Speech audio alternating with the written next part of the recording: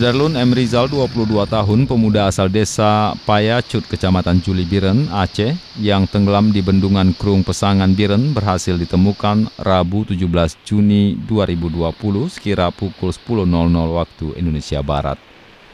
Ia tenggelam saat mandi di kawasan bendungan PP Krung Pesangan, Desa Bunyot, Kecamatan Juli, Selasa 16 Juni 2020 jelang maghrib.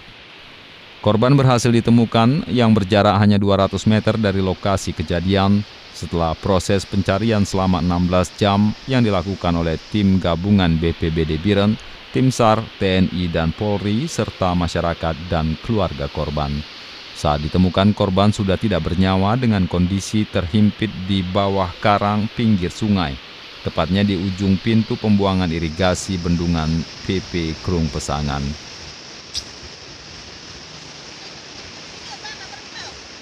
Oh, mana ada orang ke dengan pula. Anak agam ron. Punan? Anak agam. Saudara adik ron.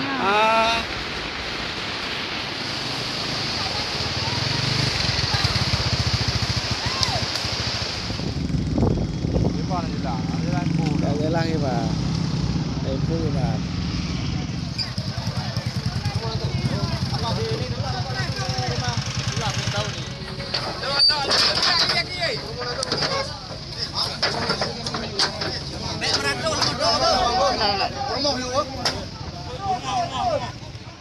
Pantauan serambinews.com, setelah korban ditemukan, jasadnya langsung dibawa pulang ke rumah duka di Desa Payacut, Kecamatan Juli, dengan menggunakan mobil patroli tim Basarnas. Dari Biren, Ferizal Hasan, Serambi On TV.